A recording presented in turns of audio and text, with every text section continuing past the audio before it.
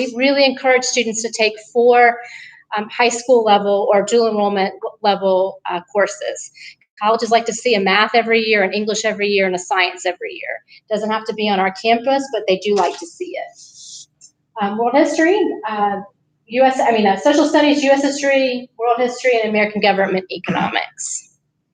And then health and PE, obviously. I know some students do that online, which is totally fine. And then our electives, 3 of them have to be in either a fine art, CTE, which is career and technology, or modern language. And so students here are going to graduate with way more electives than they need. So that category is not even going to be relevant because they're going to graduate with more. And then promotion criteria, I imagine everybody in this room is right on track or above on track, so we don't really need to talk about that. The one change I will talk about is the Gateway, and we're going to talk more about that in a couple of slides. But Gateway is actually going to be given in 11th grade this year, so they'll take for our 10th grader, actually. So our 10th graders will take the science section this year, and then next year they're going to be taking the U.S. history Gateway, so it'll be 1 per year, which is something new. This year we're field testing it. Grade point average. So for our 9th graders, your first grade point average will be when? When will your official grade point average come out? Yep, in January, that's right. So right now, because even if you accepted the middle school credit, it was just a P on the transcript, so it didn't calculate into your GPA. So your first official one and rank and GPA will be included in January, and those are mailed out from the district, and it's found at the bottom. It's found at the bottom of your transcript. I kind of screenshotted one. The first one is the numerical, and that's what our rank is based on.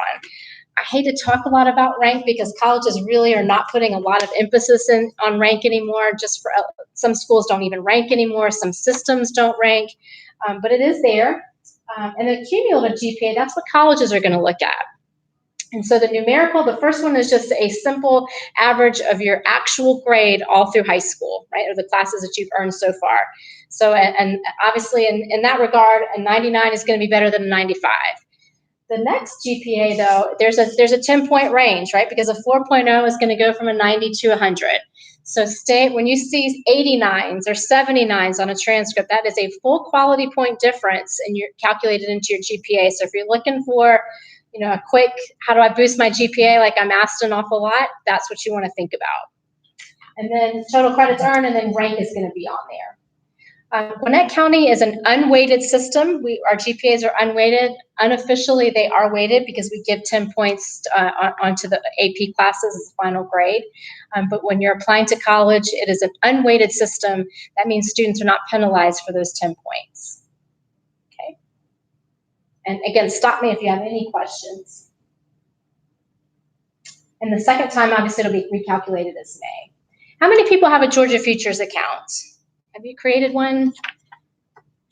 Maybe. So gafutures.org is the website, and it's right there. And you're going to be your best friend as you go through high school. Not only can you apply to college there, you can apply for financial aid. You can do some career interest inventories. One of the most important things is that's the only place that you'll be able to see your HOPE GPA. So the Gwinnett County GPA is cumulative, right? And so HOPE only takes into account English, math, science, social studies, foreign language, and some core electives.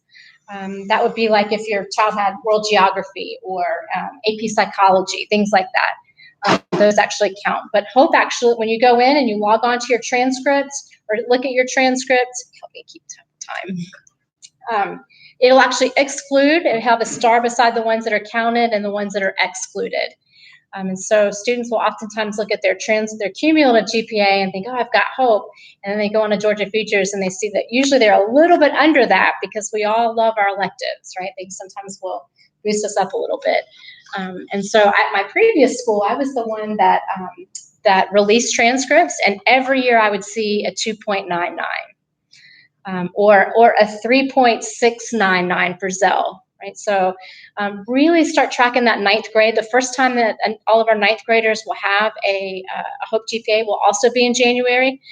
Because Gwinnett is so large, we only send transcripts to Georgia Student Finance Commission twice a year, in January and in May. and the final Hope GPA goes all the way out through the end of senior year.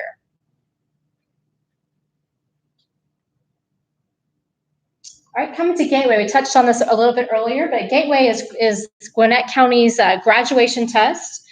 We are the only system right now that offers a graduation test. It's a writing, students are given a writing prompt on a science or social studies topic, and we've actually also handed out in your handouts, it has writing prompts, suggested writing prompts that the district will cycle through. It's not a hard test, especially if you're a pretty good writer and you can write a standard essay and have some concept knowledge. It is not hard, but it is required for graduation. So our students will take it for as 10th graders in the spring for science, and then they'll take the social studies portion 11th grade year while they're enrolled in U.S. history, and that will be the topic.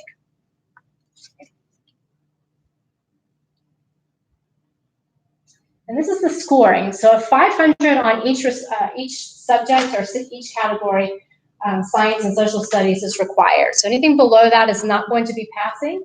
If students happen to just fall short a little bit on the first attempt, then they can retake it as many times as offered, 3 times a year, and then there's a summer opportunity, and they only need to retake the section that they've not passed. So of the potential subjects, are they assigned during that test, or do they select them during the test? No, it's one. They don't know what it is, but so you have to be a little familiar. And teachers are going to review a lot of this content material in their classes, in their 10th grade, in their science class or in social studies. But they don't know ahead of time. So. All right, student success at Paul Duke. And this kind of is going to lead me into Ms. Silvana's topic here in a second. So we are a teaching and learning hands-on school, right? So that's what the block schedule does. So on Monday and Thursday, students have a short amount of time in class. So there's not a lot of opportunity for moving around and labs and all of that. That's what our block days are for. So students are up and about doing labs. I've heard pros and cons. Some students are having a little bit of trouble with that. And then Fridays, and I know Fridays have had some glitches with technology. I think each week, hopefully that's gotten a little better. And it will continue to get better as we run through the year. But tutoring is available. So if students are struggling, a lot of our teachers are offering the ability for students to retake tests or quizzes. So that'll be an opportunity on Friday. Students can make appointments with teachers. We can certainly have conferences, which is a popular day to have parent-teacher conferences with counselors and teachers. Get help early, right? I see a lot of students here, and sometimes when I go get them, I see some games being played. They're young, right? 9th and 10th grade, you're not quite disciplined enough to handle an unstructured time. And so one thing I think we've learned is things have become a little more structured. And for our students who are missing some assignments, their sessions will most likely be picked for them, just to encourage them to get help in the areas that we think they need help in. Every class counts. So as a 9th grader, the day that you stepped on this campus and started earning grades, that your GPA started, right? And so when I'm having senior meetings with students, oftentimes they say, "Oh, I wish I'd done better in 9th grade," regardless of the student, right? Even if you've got a really high GPA, students will always look at a 9th grade grade and say, "I wish I had done better." So keep that in mind as you're going forward. I know 4 years or 3 years sound a long way off, but it'll be here before you know it. And parent support. So this school has phenomenal parent support. I've been amazed at that. So continue to do that. And I've enjoyed having families reach out to me with questions or emails. So feel free at any time to do that to myself or Ms. McRae. And then we have also included Flex Friday options, just so you kind of know how the day is structured. Students are selecting a block of time. You can switch out. They select 4 blocks of time, and they're in different locations. Learning hubs, that's going to be more their computer labs where they can check out computers, and they actually can go into a full computer lab itself. Media Center, they have some clubs that are starting to take place. Like the Green Team is what's going on this past Friday. Science Help, every core curriculum area has tutoring. And so how many students who are here have taken advantage of Flex Friday? Good. And feedback, how has it been? Good? And be, it's totally fine to be honest. If there, one thing I will say about our Dr. Weatherington and especially our other administrators, they're very welcome. They welcome feedback from teachers, especially from parents and students. And so that's how each Friday things have tweaked and gotten better each time. So Ms. Ebong is going to talk about how to sign up for Parent Portal. Have everybody on Parent Portal? Just okay. Is anybody not? No. Okay. So you're. Hi, my name is Silvana Ebong, and I'm your parent liaison. And I'm here to assist you supporting your student with their academic achievement. And we have amazing tools here at Paul Duke that we can offer you. A lot of our parents have the Parent Portal account, but they are not very active in it. And we want to encourage you to weekly check on it. There's many advantages to having an active Parent Portal account, and that will help us stay on top of our children. The reason for parent involvement is because it impacts our student achievement. The students have higher grades, they have higher graduation rates, they have better behavior, they have better assistance, better self-esteem, and better attendance. This is a tool to keep track of your children's progress. Here you can learn about grades, attendance, schedules, schedule history, and fees from the library as well. You can complete the enrollment form if you haven't created an account, or you can also set up an appointment with me and I can help you go through the process of creating an account. If for some reason you can't remember your password, I can help you reset that instead of creating a new account, which creates a lot of conflicts. The information available, as I said, we have different student profiles. You can see all of your students in Gwinnett County. I can also help you add other students that you have within the county and see everybody's grades, attendance, course history, alerts in the portal. This is what the Parent Portal looks like. And like I said before, you can move in between families and also see the services that the students are receiving, if the student is within special education or if they are within the gifted program as well. The feature that we have for attendance, you can see if the kids are attending school or not. And this is updated daily as well. Then we have the courses with the grades. You can click on the classes and you will see which assignments are for each grade.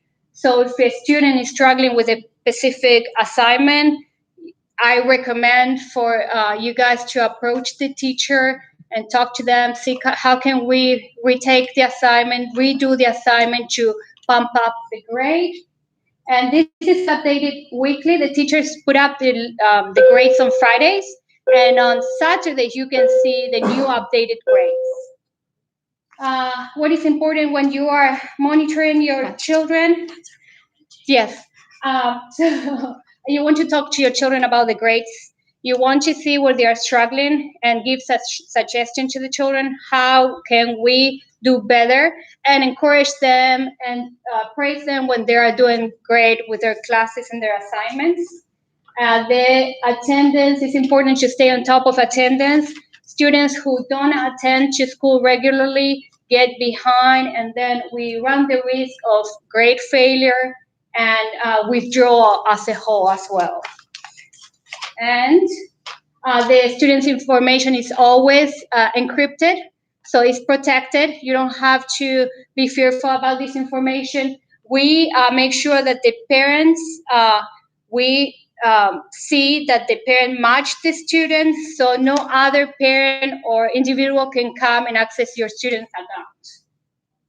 And if you have any questions, you can reach me anytime. you can call the parent support and we can schedule a meeting, and I can connect you with the teachers as well if you need to have more direct communication with them.